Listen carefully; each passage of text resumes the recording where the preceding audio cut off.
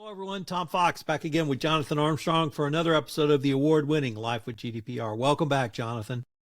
Thanks very much, Tom. Jonathan, we get to talk about one of my favorite punching bags, big law. And a big law firm got in trouble for a data breach in the United Kingdom. The ICO thanked them, as we would say, gently, perhaps. Nevertheless, clearly, Cordery Compliance has written about this.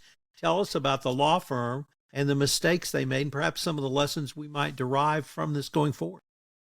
Yeah, sure. Happy to, Tom. They're not a huge law firm, but they're certainly well known in the northeast of England, where I originate from. And this concerns a data breach on the law firm's own systems.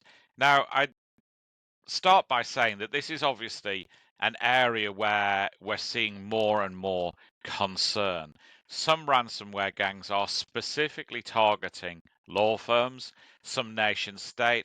Hackers are attacking law firms because they believe that often they're the soft underbelly to get information on clients. And indeed, the day we're recording this, Allen and Overy, one of the largest law firms, is also seemingly under attack as we speak. And I was privileged to speak at the New York State Bar event in Mexico a couple of weeks ago with an excellent panel led by Drew Jaglom. And we've had similar panels now in Japan, in the UK, in the US, in Mexico, in Canada. And it's always one of the most popular panels at the conference where we look at the legal and professional responsibilities of lawyers to prevent cyber attacks. And as you'll know, Tom, in New York, for example, it's a mandatory part of a lawyer's continuing education now. So what happened in this case? As we've said, there have been clear warnings from our professional regulator and also from GCHQ of this trend of people attacking law firms. And here there was apparently a compromise of the law firm system through what's called a spear phishing attack.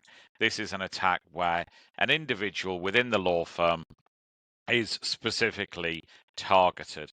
And effectively, what then happened is 4 fraudulent payments were made, basically money being diverted to a fraudster's bank account rather than where it should have been. And the law firm did the right thing. Initially, they appointed an independent cybersecurity firm. As soon as they saw what was happening, they caught it, I wouldn't say live, but only 3 days after the initial exploit, and they changed the password on that account almost immediately that the independent cybersecurity firm was brought in. Now, one of the important things to note here is that many people now have multiple reporting obligations.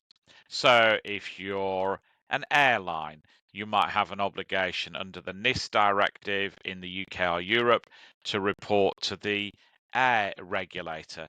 And that might sit alongside your obligations to report to a data protection regulator. And in this case, this was similar. The law firm had an obligation to report the matter to the Solicitors Regulation Authority, the body that regulates us in England and Wales, and they complied with that SRA reporting obligation. But they took longer to tell the data regulator, the ICO. And as regular listeners will know, you've generally got 72 hours to report that breach to the ICO. And whilst they'd reported to the SRA in time, they didn't tell the ICO at the same time. And in fact, they were on day 12 rather than day 3. So the ICO decided that they would investigate.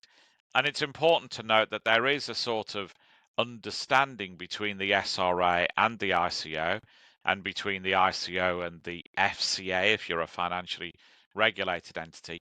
But both of them have got their own fining powers. And we've seen in previous cases like Andrew Crossley, ACS Law, that there have been parallel investigations by BAR as well as by the Data Protection Authority. And so we don't know yet what the SRA's findings are, but we do know that the ICO said that the law firm didn't have a suitable contract in place with its provider, and as a result, the security responsibilities weren't sufficiently well designed.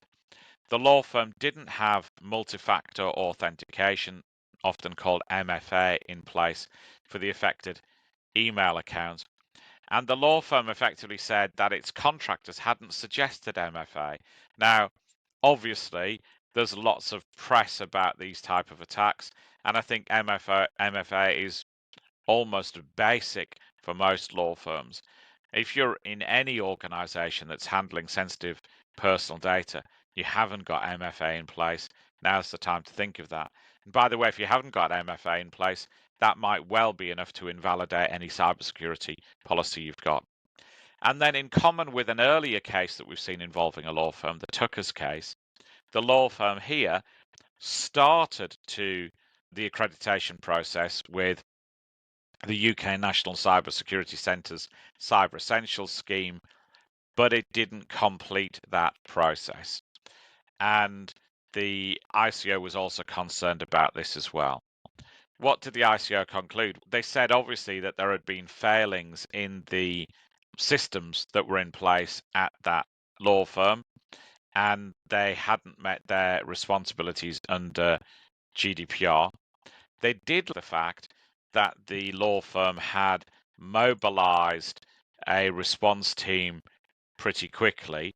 They had reached out to the affected individuals. They had commissioned a third-party cybersecurity firm to report the incident. They had looked at remedial measures, and they had made all of the law firm's clients whole almost immediately. So the attack took place on the 11th of January, and they paid the stolen money to all of their clients on the 3rd of February. So they were very quick out of the blocks in making clients whole. And the ICO liked that as well. And as a result of all of that, they decided that it was appropriate to give them an official reprimand and not a fine. But they also gave some recommendations for future conduct from the law firm, which are obviously useful not just to law firms, but to anybody handling personal data. So amongst those recommendations were that the organization does a regular review of user privileges and has in place as well. And why that's important is often the bad guys will get into one account, and if they've got the user privileges, they'll move across to other accounts. And obviously, if they've got things like admin rights, then they can do more damage. So the ICO is saying you've got to review who has access to what and make sure that people have the minimum access levels for their role. They also said that a separate and formal password policy should be considered. Now, again, this is contrary to the sort of misinformed rumor mill. I think often people say, oh, passwords have to be always alphanumeric and you have to change them every month and you have to have a capital letter and a special character. That's the olden days. As a general rule, that isn't in accordance with current guidance, and the ICO referred to the NCSE guidance on passwords, which the ICO has highlighted in the past, which says things like forcing people to rotate passwords actually decreases your security rather than increasing it. They also said that the law firm had to implement measures to reduce the risk of social engineering attacks. And again, they referred to NCSC guidance on that. They said that they had to deliver data protection training with specific reference to cybersecurity. They had to do that on a regular basis and evaluate the effectiveness of that training. Something dear to my heart, on Tuesday, the Cordery will be having a off-site data protection time, because we think it's really important, and we think it's sometimes you have the cut and thrust of the day gets in the way of stuff like that. Face-to-face training, always better than online, always going to get you more credit with regulators. They also said that they had to determine and communicate security requirements to their suppliers. Again, onboarding is very important for many of our clients there, putting process behind that to make sure that they've done due diligence on their suppliers, that they have the appropriate contracts in place. And then lastly, the ICO was suggesting that they do regular assessments of their security controls to make sure that they're fit for purpose. And obviously, I'd say that you ought to also horizon scan as well. What are the new sort of attacks that are happening? Where might you be vulnerable? And what can you do to prevent those attacks taking place? Some might say a fortunate law firm in that they didn't get a specific fine from the ICO. Obviously, the remedial measures suggested will cost money. They're already down on the deal, having to put in place new measures and recompense those clients affected. And a warning lesson, I think, not just for law firms, but for all of us, that it's a big bad world out there. It's always worse when there are times of conflict in the world. There are clearly big organized crime gangs involved in these type of attacks as well, and we just have to keep mounting and replenishing our defenses to these type of attacks. Jonathan, what is the best practice now regarding passwords? Yeah, so there's detailed guidance on the NCSC website, and we'll maybe link to that in our notes. But as a general rule, they're encouraging people to think of pass strings, not passwords. And so that should be something that the individual can remember without having to write it down. I can remember back in the day doing a piece of work for a financial institution where I can't remember the exact numbers, but 20-something% of female staff had Beckham as their password. And some of them would write it on post-it notes and stick it to the terminal. You might want to consider things like password managers. There's obviously been issues with some of those not being as secure as we would like. But as a general rule, they're encouraging pass phrases. So that might be a string of 3 words together, which are used to access the system, rather than some strange made up jumble of special characters. So the key is to try and make it memorable for the individual. And the theory is that if you force the rotation every month of passwords, they get progressively weaker, because people are choosing passwords that aren't as strong.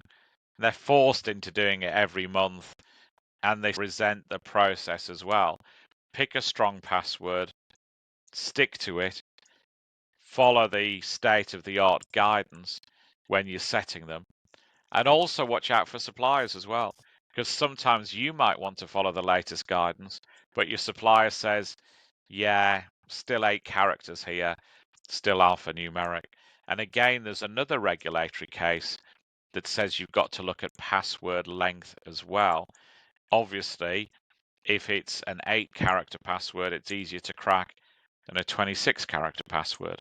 So be very careful about having, some systems just say maximum of 8 characters. You don't want that either. Jonathan, I'm going to shout out to the Coterie Compliance offsite, but take it in a little bit different direction. And that direction is, when I was at Halliburton, we had an annual stand down for safety. And that was once a year. The company had a full day where we talked about safety. And it started with the business unit CEO put us all in an auditorium and gave a 1 hour presentation on safety. And then we would break off into smaller groups. Mm-hmm. And that was designed specifically to do what you've said. Time out, think about this for the day. But as a lawyer, I later realized this is brilliant in terms of inevitably when the incident occurs and the lawsuit is filed and they said, safety is not very serious at your company, is it? It's like, well, yes, it is. And here's what we do in addition to everything else. So that can be a powerful tool, both in the moment to get people to break away, to time out, to think about it, but also in terms of the documentation. If a regulator comes knocking or after the incident, when they ask, what have you done? So I would commend you guys for that, but also ask people to think about that, because it can be as simple as literally a 1 hour, we're going to talk about data privacy, or data security. So, no, that's definitely right. For full transparency, fried chicken may also be involved in our thing on Tuesday. But we've had a real case where this has been a live issue. We had a client that I did go to a production facility and do some data protection training, data security training in the production facility. I said to the client, it'd be good if there was somebody in the organization who'd introduce me and tell people to take this seriously, because much as I've got no equity with these people. To his credit, the chief compliance officer flew in himself, flew across the Atlantic, stood in the works canteen and told everybody that this was critical, that they paid attention, that they understood their responsibilities. We had an hour and a bit with these people in a cinema style screen. They were very engaged. But despite that, we had an incident for them where the regulators were interested in what had gone on. And I was able, in all honesty, to say to the regulator what we'd done, the fact they did take people off the production line. We, did have their attention. I was able to offer the regulator the deck of slides so they could see the content that we'd covered. But the other thing I think that the regulator was really interested in is somebody in the corporation cared enough to fly across the Atlantic to make sure that people were listening. And I'm not going to tell you any more details except to say that we got a case closure on that case a couple of weeks ago. And I'm sure that was highly significant. The fact that the corporation had spent proper money on proper training rather than trying to nickel and dime it by sending some generic online course around that wasn't fit for purpose. Well, Jonathan, I think that's a fitting end. Thank you, Tom. This is Tom Fox again. Thank you so much for listening to this episode of the award-winning Life with GDPR. If you've enjoyed this podcast, I hope you'll subscribe, rate, and review wherever great podcasts are listened to. I hope you'll join us again in 2 weeks where Jonathan and I take a look at why your mother was right about telling the truth in the context of the SolarWinds SEC enforcement action.